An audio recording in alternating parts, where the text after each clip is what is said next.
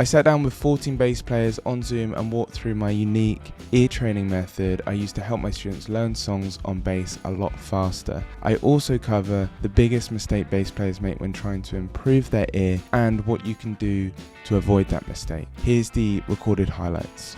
So if you're familiar with the 360 ear training, here's the whole thing mapped out. So the thing that people really wanted to cover was pitch, but that's just one element, and that's what people think about when they think about ear training. I would say they've put them in order of importance. I'd say that's the first thing to really study and learn. They're kind of in priority, actually. Pitch, rhythm, tonality, chords, and then chord progressions. So those are the 5 different elements of ear training. And I think some people focus too much on pitch, and then they're not able to identify rhythms by ear, for example, which is just as important, right, if you want to be able to play a bass line. So, by the way, tonality just means key. And there's only 2 keys in Western music, major keys and minor keys. So the song's either going to be in a major or minor key. Chords just means, like, is it a major chord or a minor chord? That's the first thing. And then, like, later on, does that chord have a 7 on it? Does it have a 6? That's chords. Chord progressions are being able to identify 1 chord, 4 chord, 5 chords. So actually identifying chord progressions, which does come later, because to be able to identify a chord progression, you really need to know how to identify the pitch. When you're trying to figure out a song, one of the first steps is to find the key, right? Because from the key, you'll get the parent scale. From the parent scale, you get the chords. It basically tells you everything you need to know. Here's a song, George Benson, Breezing.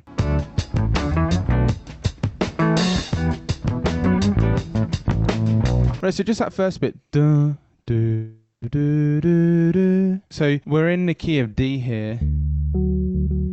Finding the key can sometimes be a little bit theoretical as well, like that George Benson song. If I get the notes down, if I have the notes down, I can look at those notes and be like,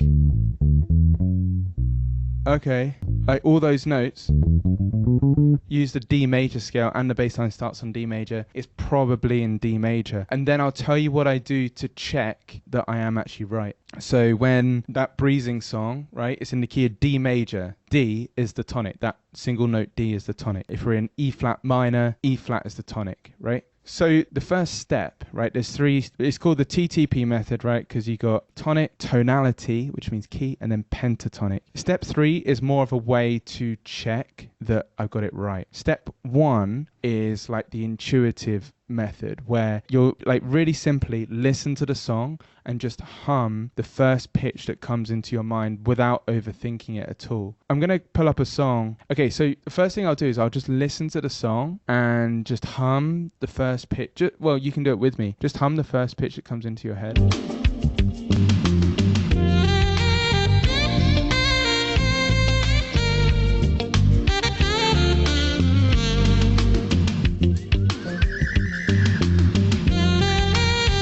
Okay, I might be wrong, but I was humming a G.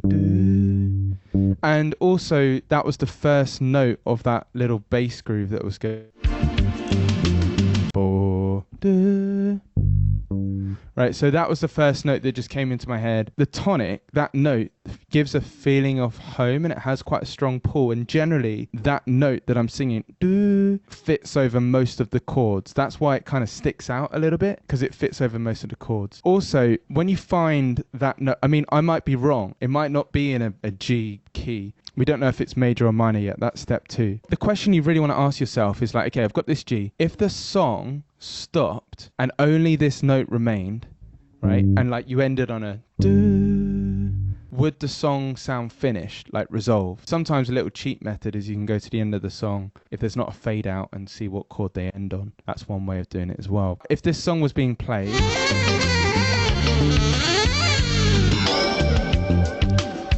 then it suddenly stopped,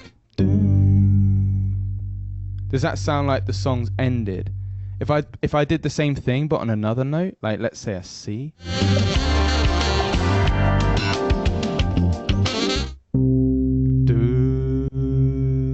that doesn't sound like it's resolved or ended. So I think the biggest question to ask yourself is, once you've found a note, the first thing is just trying to find the pitch that comes into your head without overthinking it. You may get it wrong 50% of the time, which is fine, because the other 2 steps kind of show you if you're wrong or right, and then what to do if you are wrong. But the biggest question you want to ask is, like, if the song stopped and only that note, so I sung a G, that remained, would it sound like it's resolved? Step 2 is tonality. Tonality just means the key, right? So all we're actually asking here is like, is it a major key or a minor key? So you just listen to the song. Over time, you'll become familiar with musical styles associated with major or minor keys. Like this one, for example, it's like a funky, slow soul type. And typically that's in a minor key. But to be honest, the way to figure this out is to take the note that you just sung. Like I just sung a G, and I'm just going to play the major and minor third of that note, G, to confirm if it's in a major or minor key. So if I play like a G, and then major third, and then G, and then minor third, let's see which one sounds right. That's a B. Right, and then this is a B flat.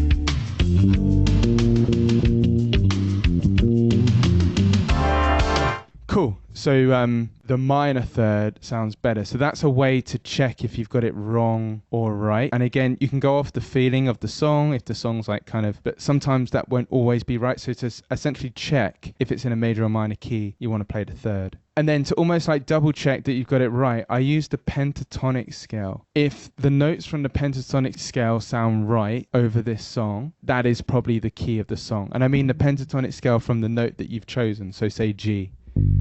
And this is just to check that I've got it right. A lot of melodies and a lot of bass lines, actually this bass line,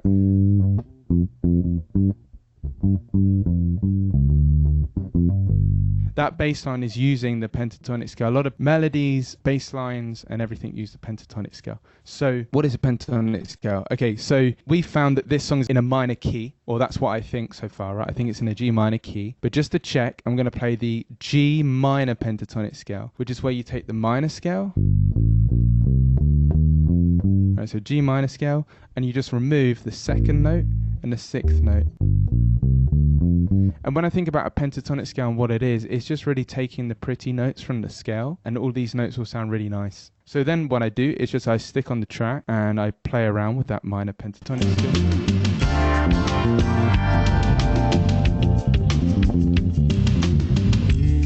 And that sounds good to me.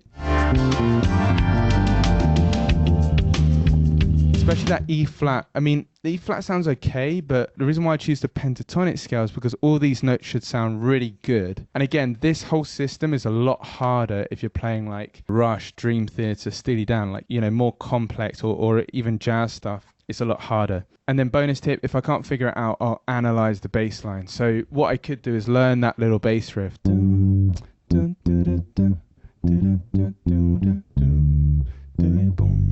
And there, like I said, it's using a lot of the G minor pentatonic. So you could always analyze, you could learn a little bit of the bass part and then look at the notes you're playing and be like, okay, a lot of these notes are from the G minor scale, or like Breezing, a lot of these notes are from the D major scale. So you can do it that way as well. That's kind of like a bonus way, because occasionally the bass line is constructed based on the scale, and that will help you identify the key. And also the first or last chord of a chord progression, like if you're playing a chord progression like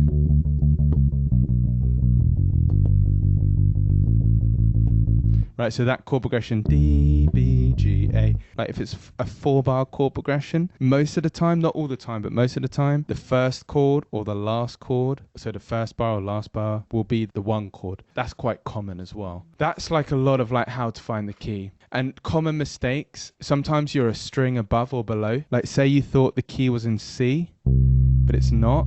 It's probably going to be, so you got your C here, it's probably going to be a string up, so F, or it's going to be a string down, G. Reason why is because those keys are very similar. Like the difference between the key of G and C is like, this is just one note. That's why.